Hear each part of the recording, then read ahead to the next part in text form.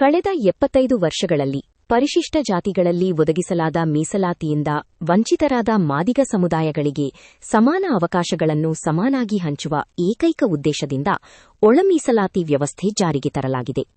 ದಕ್ಷಿಣ ಭಾರತದ ರಾಜ್ಯಗಳಲ್ಲಿ 35 ವರ್ಷಗಳು ತ್ಯಾಗ ಬಲಿದಾನಗಳಿಂದ ಸಾವು ನೋವು ಅನುಭವಿಸಿ ನ್ಯಾಯಾಲಯಗಳಿಗೆ ಮೊರೆ ಹೋಗಿ ಜೀವನಪೂರ್ತಿ ಒಳ ಮೀಸಲಾತಿಗಾಗಿ ನಿರಂತರವಾಗಿ ಹೋರಾಡಿದ ಪರಿಣಾಮದಿಂದಲೇ ನಮ್ಮ ತಲೆಮಾರಿಗೆ ಒಳ ಮೀಸಲಾತಿ ಜಾರಿಯಾಗುವ ಐತಿಹಾಸಿಕ ಸಂದರ್ಭ ಎದುರಾಗಿದೆ ಎಂದು ಮಾದಿಗ ಸಂಘಟನೆಗಳ ಒಕ್ಕೂಟದಿಂದ ಇಂದು ಬೆಂಗಳೂರಿನ ಸ್ವತಂತ್ರ ಉದ್ಯಾನವನದಲ್ಲಿ ಬೃಹತ್ ಪ್ರತಿಭಟನಾ ಸಮಾವೇಶವನ್ನು ಹಮ್ಮಿಕೊಳ್ಳಲಾಗಿದೆ.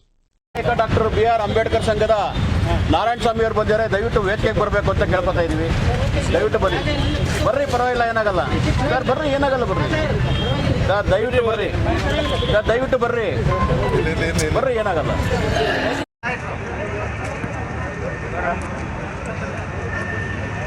ಈ ಆದೇಶ 13 ಮೇ ಇದನ್ನ ಸ್ಪಷ್ಟವಾಗಿ ಓದಬೇಕು, ಇಲ್ಲಂದ್ರೆ ಅರ್ಥ ಆಗಲ್ಲ. ಓಕೆ, ಯಾರಿಗಿಲ್ಲ.